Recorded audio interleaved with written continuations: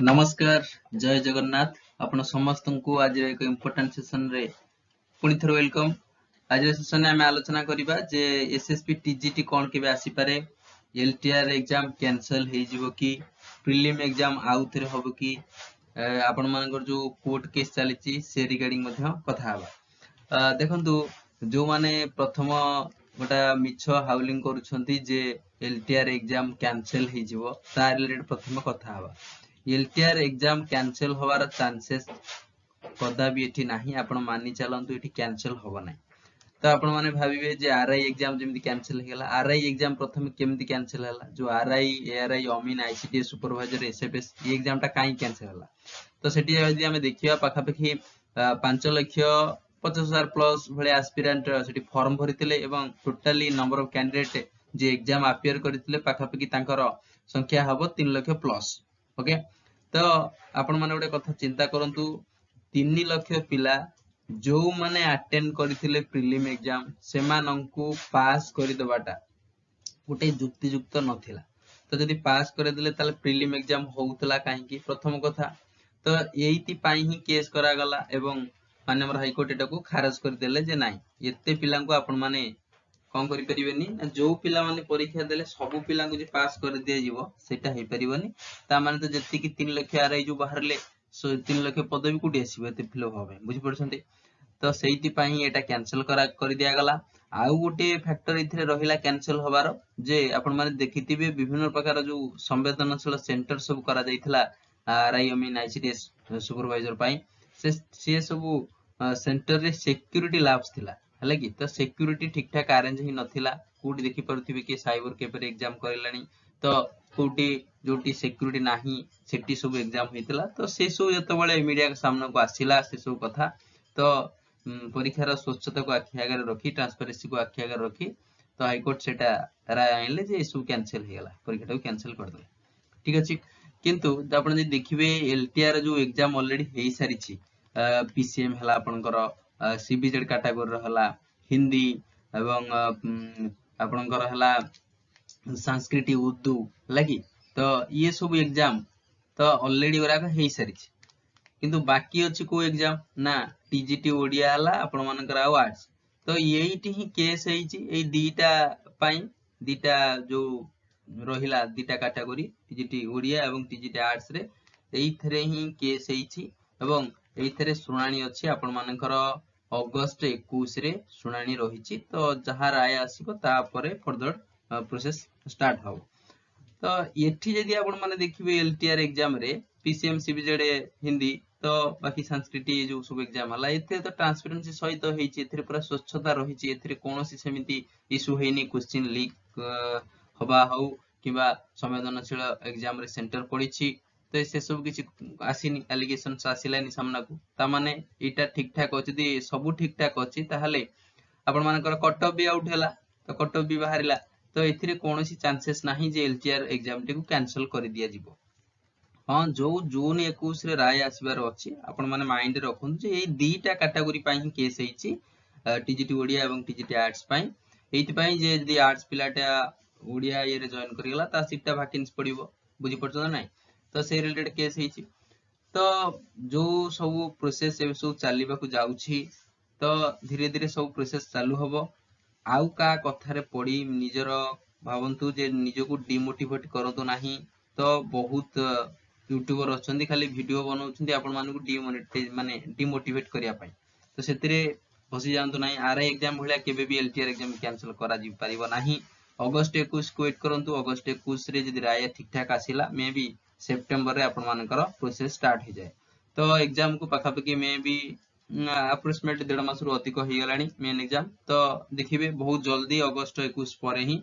देखंतु जेहेतु ए दीटा category case चली टोटली एंटायर प्रोसेस को होल्ड करी रखा जाइछि बुझि पड़छंती। तो जतल प्रोसेस एमिति होएनी कि 4टा कैटेगरी रिजल्ट आसीबो आ दीटा कैटेगरी रिजल्ट आसीबो नाही एमिति होएनी। तो एंटायर रिजल्ट रे क्लीन चिट मिलला परे ही नाही रिजल्ट पब्लिश होए कि आपण माने डीवी फाइन डका हुए शॉर्ट लिस्ट कैंडिडेट का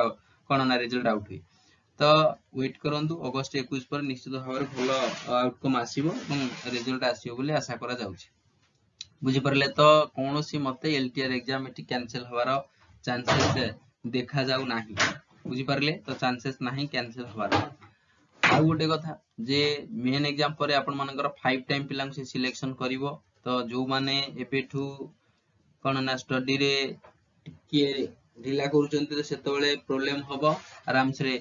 प्रॉब्लम रे फसी जाई परंती काना बहुत पिला प्रिपरेशन करी आगु को पळेबे तो मे भी आपण मानकर रैंक खराब हो जाई थाई पारे रैंक खराब हो जिवो तो जो माने पाउजंती मु 100 भीतर आसीबी कि कोन बुझि परछन तो रैंक भी बहुत खराब हो जाई पारे तो कहा कथा न सुनी निजो प्रिपरेशन करंतु तो से बोर्ड हाथ रे से सब कथा रही छै निश्चित भाव रे सेटा को हैंडल करिवो तो आपण माने मन लगी करी प्रिपरेशन एबे करंतु ठीक अछि तो यही जो आपण माने गोटे नोटिस टे देखुचंती एबे उठुची जे सर एलटीआर रो जो ये जो एग्जाम कोन के हबो जो रहिला ओडिया एवं आर्ट्स देखंतु अगस्त 21 परे जहा अछि चांसेस बनिवो अगस्त 21 परे डेट में भी फाइनल करि परंती तो से केसटा क्लीन चिट मिलला परे डेट अनाउंस हो जदि आपण माने अगस्त और सेप्टेम्बर रो कैलेंडर देखिबे ओडब्ल्यूएस जो रिलीज करिछि सेतिरे आपण मानकर एलटीआर को नै कोनोसी अपडेट नाही आपण माने क्लियरली देखि परथिबे एठी आपण मानकर स्टेनोग्राफर हला जूनियर कैडेट टाइपिस्ट आंकर सर्टिफिकेट वेरिफिकेशन डेट आसीछि मेन रिटन एग्जामिनेशन आसीछि जूनियर स्टेनोग्राफर आ जूनियर ग्रेड टाइपिस्ट कर आपण मानकर जो हला कंबाइंड टेक्निकल सर्विस हला कि तार मेन रिटन एग्जाम रो डेट आछि तो एमती सब एग्जाम रो डेट आछि किंतु एलटीआर रो कोनोसी एठी आसी नाही it is only due to case चली जेहेतु अगस्त 21 रा हियरिंग रही तो मे भी सेप्टेम्बर रही पारे तो आ परे जाई करी आपण मानकर कोन हबो ना आसीबो तो राय आसला परे आपण मानकर एलटीआर रिगार्डिंग अपडेट आसीबो बुझ परले तो आ गोटे पिला कथा कहबी जे जो पिला मानकर कोन ना एलटीआर खराब हो जाई एलटीआर खराब होईची अर्थ भलो स्कोर करि परनांती कट ऑफ क्लियर हलानी बहुत कम रो मार्जिन कटि गले तो से माने ओरी होंतु नाही काली रो इटा नोटिस तो देखंतु जे हजार हजार सरकार चाकरी आसु जाउची खूब शीघ्र पूर्ण हबो 22896 गोटी ग्रुप सी पदवी ग्रुप सी कैटेगरी रो आपण मानकर 22896 नंबर रो वैकेंसी आसीबा को जाउची आ एथिरे से क्लियरली मेंशन करिछि टोटली 10टा डिपार्टमेंट ता माने ग्रुप सी रो जो 10टा डिपार्टमेंट रहिला सेही एंटायर 10टा डिपार्टमेंट रे 22896 भर्ती करिवो से एवं विभिन्न डिपार्टमेंट देखिबा मेन सब डिपार्टमेंट को कैटेगरी रे वैकेंसी आसुची विद्यालय और गणशिक्षा विभाग रे 8358 पदवी पूर्ण हबो एवं पंचायत राज विभाग रे 4042 स्वास्थ्य विभाग रे 3677 पदवी पूर्ण होवा पई एडवर्टाइजमेंट बहुत जल्दी आसीबे दैट टू बी अगस्त 31 सुधा आपण माने येसु रिक्रूटमेंट पाइबे बुझि परछन तण जो मानकर एलटीआर खराब होला किछु ओरी होवा नै एबेटू प्रस्तुत करंतु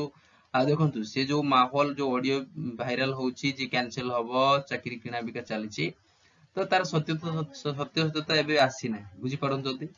तो क्लैरिटी पर्यंत आसीनी जे सत्य सेटा माने ऑडियो ठीक ऑडियो ना फेक ऑडियो तो व्यू पाई में भी करथै परंतु तो जतो आसीबो आपण मानु जणाई दिया जीवो तो जो माने निजे को डिमोटिवेट करि दबो तो कोन हो किछि होबानी निजे पाई ही लॉस होबो तो समय अछि जे पढि चलो विभिन्न डिपार्टमेंट देखंतु 40909 टी पदवी रहिछि हला कि खाली पडिछि 10टा विभाग रे आ मध्यरु 22896 से भर्ती करिवो त गोल्डन चांसेस अछि आपण माने निजे को कोन करंतु ना प्रस्तुत एबेठु करंतु बुझा पडिला तणु कैंसिल होबार चांसेस आउ नाही